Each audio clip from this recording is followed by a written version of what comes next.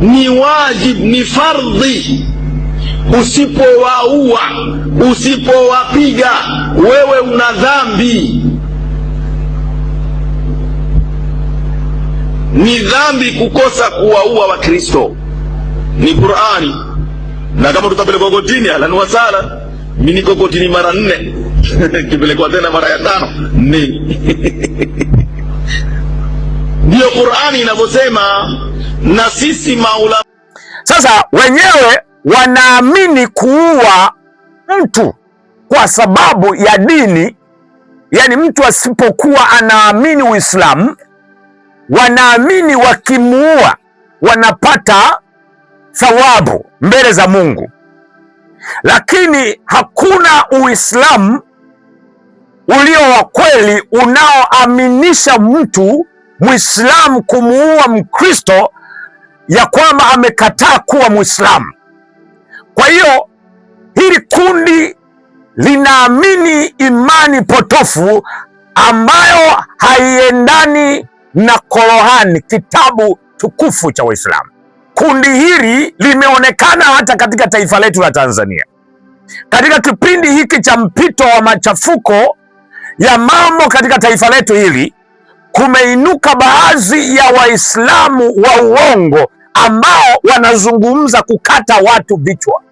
Kwa hiyo kundi hili ni kundi ambalo limejivika vazi la Uislamu, lakini si Waislamu, ni wapagani. Hawa ni waasi.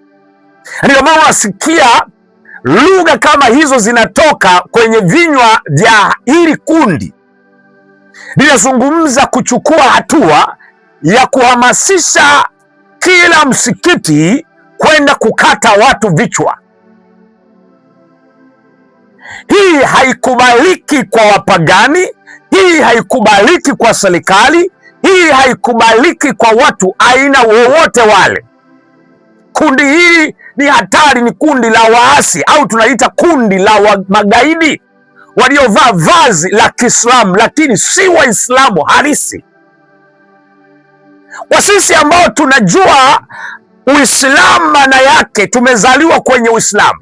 Labda nijaribu kuelezea kidogo kabla sijajaribu kukupa ushahidi kwenye maandiko matakatifu ya Qur'ani yenyewe inavyozungumza.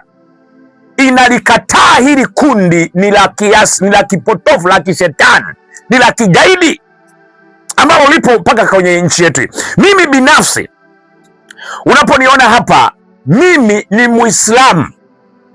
Nimezaliwa kwenye dini ya Waislamu na sipendi kutaja jina langu nililopewa huko la Uislamu. Kwa hiyo mimi hapa ni Muislamu aliyezaliwa kwenye dini ya Kiislamu.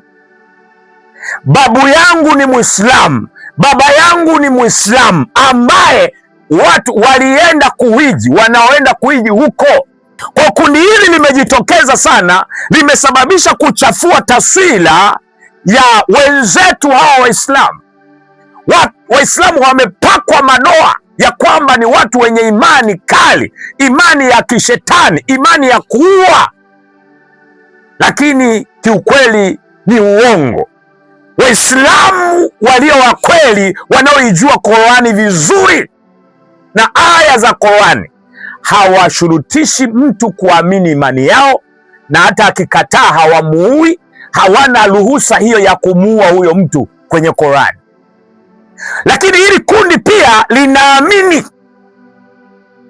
ni haki ya Muislamu kumuua Mkristo, na asipomuua Mkristo ni dhambi mbele za Mungu. Ni wajib, ni fardhi. Usipowaua, usipowapiga, wewe una dhambi. Ni dhambi kukosa kuwaua Wakristo, ni Qur'ani. Na kama tutapelekwa kotini, ahlan wa sahlan. Mimi niko kotini mara 4 kipelekwa tena mara ya 5 ni ndio Qur'ani inavyosema.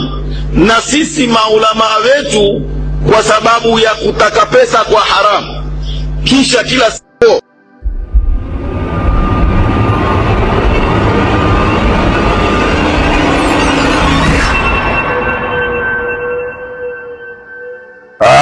Bwana Yesu asifiwe sana, wana na binti za Mungu. Kwanza ni kusalimu katika jina la Yesu Kristo wa Nazareth, mahali pale ambapo ulipo unaponitazama katika bara la Ulaya, bara la Afrika.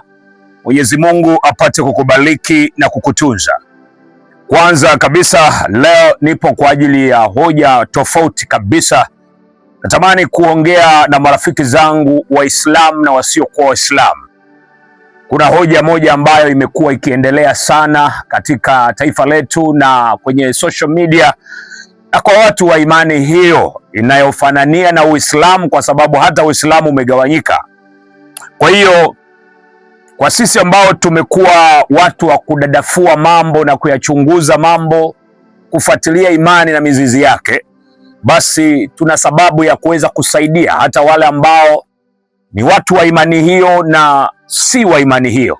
Na hata wewe mwenyewe inaweza kukusaidia uliye Mkristo kuweza kuelewa kile kinachoendelea katika upande wa pili kwa Waislamu katika hiyo hoja. Kwa hiyo funika macho yako tupate kuomba. Bwana Yesu, ninakushukuru kwa neema yako na nguvu zako.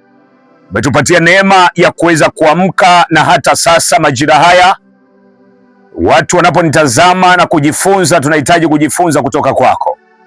Uwe pamoja nasi, nitumie kama chombo chako katika jina la Yesu Kristo. Amen. Sasa basi, leo nataka kuzungumza na rafiki zangu Waislamu. Kumekuwepo na hoja mbalimbali ambazo zimesumbua na kutikisa akili za watu wengi. Kwa sehemu kubwa Wakristo wanawaogopa Waislamu, na kitendo cha kuogopa Waislamu kimechochewa au kimesababishwa na hawawaogopi kwa kwamba labda wana elimu fulani au wana jambo fulani ambalo Wakristo hawana, isipokuwa wanawaogopa kwa kuchochewa. Yani kuchochewa maana yake kwamba kwa sehemu kubwa kuna kundi katikati ya Waislamu linalozungumza lenyewe lina imani ya Kiislamu, kumbe lina imani potofu, si kundi halisi la Waislamu au sio watu wanaoamini dini ya Kiislamu. Kwa hiyo katika Uislamu kumegawanyika katika makundi haya mawili. Kuna Waislamu halisi na wale ambao wanaamini ndani ya Uislamu kwamba ni Waislamu lakini kumbe sio Waislamu. Ni sawasawa na katika upande wa pili kwa Wakristo, wanaamini kuwa ni Wakristo wanaomfuata Kristo na wameokoka, lakini kumbe sio Wakristo, ni wapagani waliopotoka, lakini wao wanaamini kwamba ni Wakristo. Kwa hiyo kuna makundi haya mawili. Hasa katika upande wa Wakristo, kwa sehemu kubwa ukisikiliza hoja na mitandaoni, kwa sehemu kubwa Wakristo wanawaogopa sana Waislamu. Na kwa nini basi wanaogopa? Hoja gani imetokea mpaka Wakristo wanaogopa Waislamu? Ni kwa sababu kundi miongoni mwa Waislamu ambalo limeharibu na kuchafua taswira ya Waislamu wenye ukweli, wanaotambua kabisa imani yao na dini yao na maelekezo yao. Hili kundi ambalo limechafua, limeharibu, ni kundi ambalo linajiita Uislamu wenye imani kali.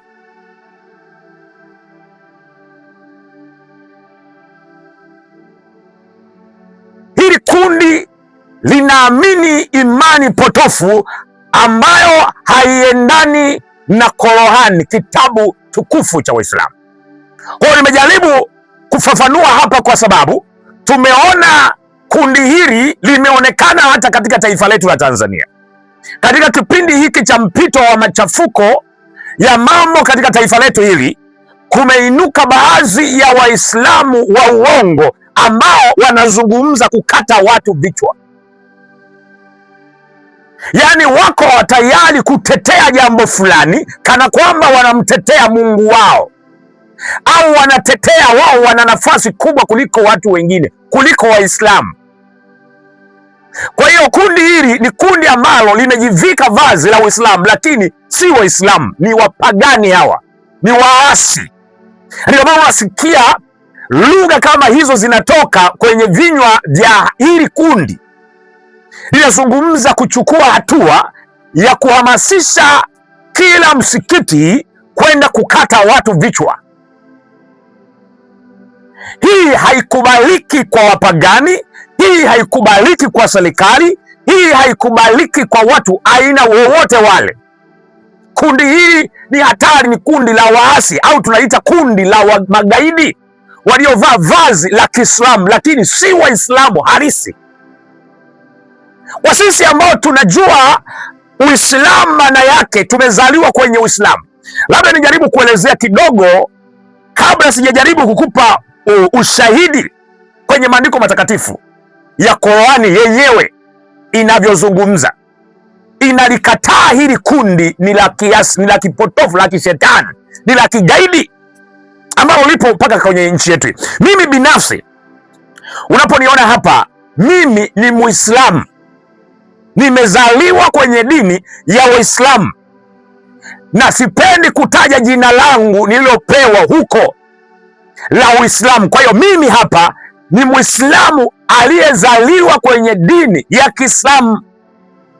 Babu yangu ni Muislamu, baba yangu ni Muislamu, ambaye watu walienda kuhiji, wanaoenda kuhiji huko, na mimi nina jina la Kiislamu kabisa, tena jina kubwa kwenye Uislamu. Na sipendi kulitaja hapa, na sipendi kulitumia kwa sababu za msingi sana ambazo tunazo. Kwa hiyo ninauelewa Uislamu na mipaka yake kwa ukubwa, na ninawafahamu Waislamu ambao kweli ukikutana Waislamu unawafurahia, wanaijua dini na wanajua maana ya kuwa mwingine kutokuwa Muislamu ana haki yake. Hawana haja ya kupambana na mtu ambaye hataki kuwa Muislamu. Sio kwamba wanamlazimisha, watu wanaojua maana ya dini ya Uislamu. Kwa ninapoelezea hoja hii, nimeona nielezee mbele ya Wakristo na mbele ya Waislamu na wasiokuwa Waislamu. Kwa kundi hili limejitokeza sana, limesababisha kuchafua taswira ya wenzetu hawa Waislamu. Waislamu wamepakwa madoa ya kwamba ni watu wenye imani kali, imani ya kishetani, imani ya kuua, lakini kiukweli ni uongo. Waislamu walio wa kweli, wanaoijua Qur'ani vizuri na aya za Qur'ani, hawashurutishi mtu kuamini imani yao, na hata akikataa hawamuui. Hawana ruhusa hiyo ya kumuua huyo mtu kwenye Qur'ani. Lakini hawa wapagani ambao wanajiita ni Waislamu lakini sio Waislamu, wanaamini kuwa Muislamu anapomhubiria ama anapomwambia habari za Uislamu Mkristo ama mtu mpagani akakataa, kwa hiyo huyu Muislamu ana wajibu wa kufanya nini? Kumuua ama kumfanya chochote kile Mkristo aliyekataa kuwa Muislamu.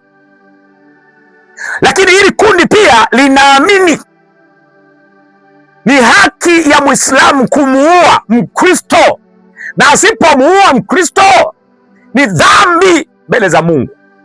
Sasa hili ndio kundi linalochafua dini na taswira ya Waislamu wa kweli wanaoijua Qur'an. Sasa mimi nataka niseme na Waislamu na wasiokuwa Waislamu na Wakristo, tusiwanyanyapae Waislamu. Wapo Waislamu wanaojua Uislamu wa kweli.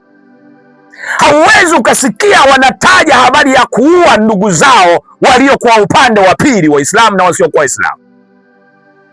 Waislamu wa kweli hawawezi kumwambia mtu habari ya dini yake wakakataa, wakapanga namna ya kumuua ama kumchukia. Muislamu wa kweli hawezi kumchukia mtu ambaye hayuko katika imani ya Kiislamu, hawezi kumchukia. Unapoona haya makundi yanazidi kujitokeza katika taifa la Tanzania, ni makundi ya magaidi yaliyokuwa na chembe ya magaidi, imani ya kigaidi potofu iliyovaa vazi la Kiislamu. Hata wao wanaosema kwamba tutakata vichwa, wanaojitokeza tufanye nini, tutafanya hivi, makundi haya sio Waislamu halisi, ni wapagani, ni kundi la kigaidi. Anazungumza kwa taifa letu la Tanzania, kwa serikali yetu hii. Ninashindwa kuelewa, akitokea Mkristo akazungumza maneno makali kama hayo kwenye taifa, tena hadharani, dakika mbili atakuwa ameitwa muhaini, dakika mbili atakuwa ameitwa mchochezi, dakika mbili atakuwa ameitwa muasi, na atakamatwa, atapelekwa ndani na kesi itashughulikiwa. Lakini kilichonishangaza na kinachoendelea kunishangaza, makundi haya yaliyovaa taswira ya Uislamu yamekuwa yakitokeza mbele, tena mbele ya kamera, asilimia kubwa yanaongea maneno makali ya uchochezi yenye kutisha watu na kuondoa imani ama amani kwenye taifa, lakini hatujaona matamko ya serikali. Hiki ndicho kitu kinashangaza sana wenye tabia kama hizi. Cha ajabu, serikali yetu hii inawachukulia na wala inachukulia kama watu wanaongea tu vitu vya utani. Sasa azungumze miongoni mwa mambo hayo, Mkristo hamalizi sentensi, akishatoka kwenye hiyo hotuba yake amekosea maneno mawili matatu, au akawa sio Mkristo wa kweli, akazungumza maneno yenye kugombanisha udini hivi, atapelekwa ndani moja kwa moja na atafungwa maisha na atapewa kesi. Kwa hiyo hapa lazima serikali yetu hapa tuieleze ukweli. Sisi tu wasema kweli, tunaopenda amani na tunaowafahamu Waislamu, tunafahamu tabia ya Waislamu. Mimi nawapenda Waislamu kwa sababu nawajua. Waislamu wa kweli ni marafiki zangu, nawajua. Mimi na Waislamu ni marafiki. Wapo Waislamu, ukikutana na Muislamu anayejua, yeye nakwambia hivi, wako peace, ni waaminifu. Hivi unajua kwamba Waislamu kwa upande wa uaminifu, Waislamu wa kweli ni waaminifu kweli kweli kuliko Wakristo. Mimi nataka nikwambie, Waislamu kwa sehemu kubwa ni waaminifu kuliko Wakristo. Ni waaminifu sana kwenye kila kitu. Leta mfanyakazi Muislamu ni mwaminifu, leta mfanyakazi Mkristo utakiona cha moto. Kwa hiyo kundi hili linalovaa vazi la Uislamu lakini sio Waislamu, ndio hili unaloliona inazungumza masuala ya kuua, masuala ya kufanya hivi. Aya ya 32 inasema hivi: atakayemuua mtu bila yeye kuua au kufanya uharibifu katika ardhi, basi ni kama ameua watu wote. Kwa hiyo Qur'ani haibagui dini. Kuua mtu asiye na hatia ni haramu, awe Mkristo au Muislamu. Kwa hiyo lazima upate kuelewa, Qur'ani hairuhusu Muislamu kumuua mtu asiyekuwa na hatia au kumkata kichwa. Hairuhusu, tena ni haramu kabisa. Na kwa sehemu kubwa ukisoma aya zote za Qur'ani zinapozungumzia juu ya Muislamu kuchukua hatua ya kuua, inamaanisha aya zote zile zilikuwa zinashuka ni kwa ajili ya wale watu ambao wamewachokoza. Yaani Muislamu hawezi kushambuliana na mtu mpaka kufikia hatua ya kujihami na kumuua kama yeye hajatenda hilo jambo. Muislamu anaruhusiwa kujihami, sio kuua pasipokuwa na sababu. Muislamu wa kweli anaruhusiwa kujilinda, kutetea misingi yake, kutetea viapo vyake vya imani yake, kutetea kumtoa kwenye imani yake. Na hata Mkristo wa kweli yuko tayari kufa kwa sababu ya imani yake. Kwa hiyo yani vitabu hivi vinaelekeza katika usawa kwa Mkristo na Muislamu. Kwa hiyo hakuna Muislamu ambaye anaruhusiwa kwenda kuua ama kutoa uhai wa ndugu yake bila sababu za msingi. Aya zote za Qur'ani zilizokuwa zinashuku ukizisoma, zinazozungumzia anaambiwa Muislamu uwa mshirikina, uwa sijini mtu gani, uwa watu wa baadhi ya watu wa vitabu, ni Wakristo waliokuwa katika zama hizo za vita kati ya Rumi, dola ya Rumi na Uislamu. Na kuna aya zingine zilishuka wakati wa vita, zilishuka wa kipindi hicho hicho, hazina maendelezo tena ya kuendelea. Hao wanaochukua hizo haya na zile aya zilizoshuka kipindi cha vita, kati ya ile vita ya Uislamu, kile kipindi cha miaka hiyo, wanataka kuzileta mpaka hapa. Hao ndio makundi ya magaidi. Utaona pale Nigeria leo maelfu na maelfu wanauawa na haya makundi yaliyovaa vazi la Kiislamu, lakini sio Waislamu, ni magaidi, ni waasi hawa. Angalia pale Nigeria watu wanavyouawa kwa sababu ya kundi hili, na hili kundi linapakaza vibaya sana Uislamu. Kwa hiyo Uislamu wa kweli tunavyoufahamu sie hauruhusu mtu kuua asiye na hatia. Ni haramu, awe Mkristo au Muislamu mwenzake, haruhusiwi kuuawa asiyekuwa na hatia. Ndiyo, lakini pia kuna aya inayozungumzia hakuna kulazimisha dini. Kuna aya inayokataa Muislamu kumlazimisha Mkristo awe Muislamu. Ni kosa. Ukiona Muislamu analazimisha mtu awe Muislamu ndo afurahi, huyo sio Muislamu, hajui maana ya Uislamu, huyo ni muasi, hajui. Aya inayosema hakuna kulazimisha dini ni aya ya Qur'ani 2 aya ya 256 inayosema hakuna kulazimisha katika dini. Kama kuua Wakristo kungeruhusiwa, basi aya hii isingekuwepo. Imani hailazimishi kwa nguvu, hailazimishwi kwa nguvu. Kwa nini Waislamu wanatetea imani yao? Ni kwa sababu Qur'ani imeruhusu Muislamu kujilinda. Vita vinaruhusiwa kwa Muislamu kujilinda tu, sio kwa kingine, ni kujilinda tu. Ukisoma katika Qur'an 2:190, pigana na wale wanaopiganeni, wala msipite mipaka. Yani msivuke mipaka. Ninarudia tena, Muislamu anaruhusiwa kujilinda tu au kujihami. Muislamu hajaruhusiwa kuwa mbumbumbu,